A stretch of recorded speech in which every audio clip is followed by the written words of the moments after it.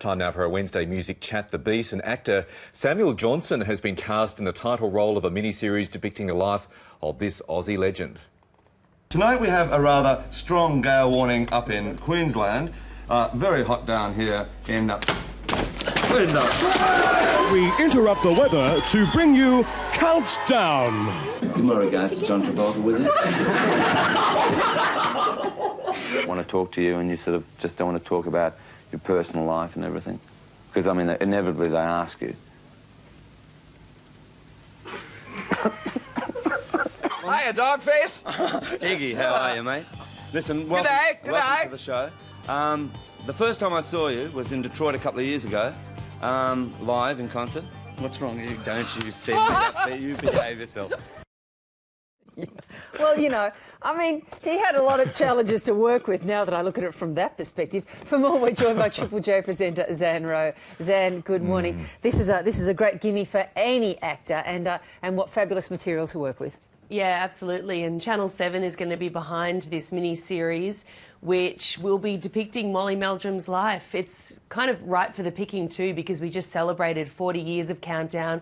If anybody saw the fantastic two-part series on the history of that incredible show that Julia Zemiro presented on the ABC, there was plenty of that gold running through it. And Molly Meldrum, I think, is pretty widely loved and respected, in different ways respected through Australia, as a great music commentator and really as a music fan. So he's also given his blessing to Samuel Johnson, an actor who's worked across film and television and theatre for many years, but probably for most people would be best well known as playing Evan Wilde in The Secret Life of Us many years ago.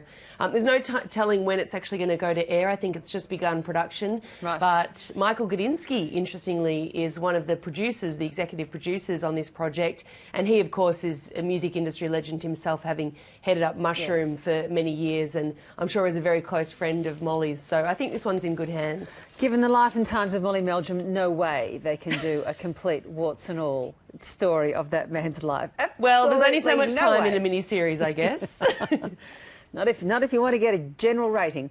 And also a popular chain of live music venues has gone into administration, Zan. Yeah, this is some, I guess, sad news potentially for a handful of venues that are along the east coast of Australia, the hi-fi venues, which began in Melbourne almost two decades ago and have since, in, I guess, the last recent few years, expanded to Brisbane and Sydney.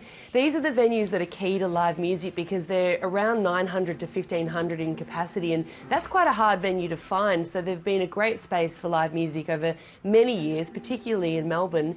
And we sadly got the news in the last couple of days that they've gone into external receivership and, external administration. Yes. And the gigs that have been booked in there will play until July, but what happens after that, there's a big question mark. We've been told that the owners of the hi-fi will be giving a public statement in the next few days.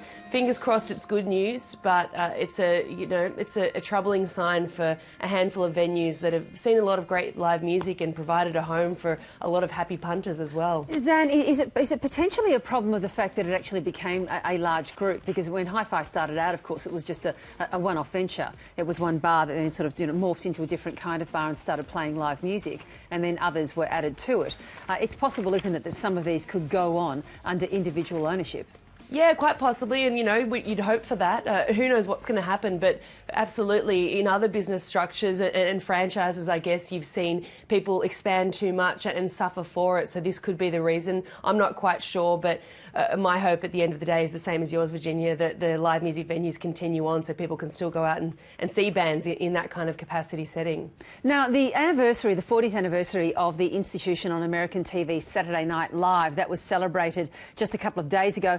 A big special featuring, many tributes to the past SNL greats. It's always a bit of a mystery here in Australia, Zan, because whenever we see SNL programs, it never seems terribly funny. But here's how it all kicked off.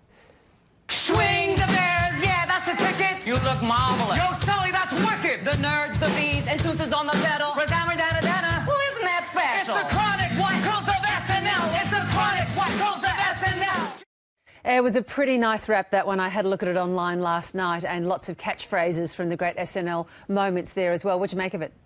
Yeah, look, it was wall-to-wall, I guess, superstars, actors, comedians and musicians. And this is one of the other parts of Saturday Night Live that has featured since it began 40 years ago. A real focus and celebration of live music. There's always a musical guest. Often the musical guest hosts the show as well. They play a couple of songs, and these are the kind of videos that go viral these days around the world.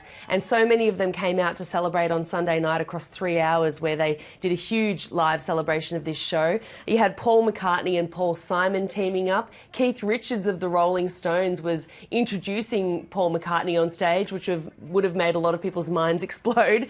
Miley Cyrus covered Paul Simon's 50 Ways to Leave Your Lover, and Kanye West played a handful of songs on his own, and also teamed up with our own Sia on stage to perform as well. But what I loved as well, if you've got some time to spend online today, check out the photos and the videos of what happened off the stage when they went and partied at the Plaza Hotel at the after party. Apparently, Paul McCartney was the band leader, where people like Taylor Swift and Prince and everyone else in between was just getting up and singing songs like the best karaoke session you could ever imagine. So that's very much set the bar for after parties for the rest of the world, I think, after seeing those handful of people in there and just partying together till about 4 a.m. Yeah, it really makes any after party that I've ever attended look pretty pale in my comparison, I've got to say. Nice to chat with you this morning, Zan. Thank you very much. Thanks, Virginia.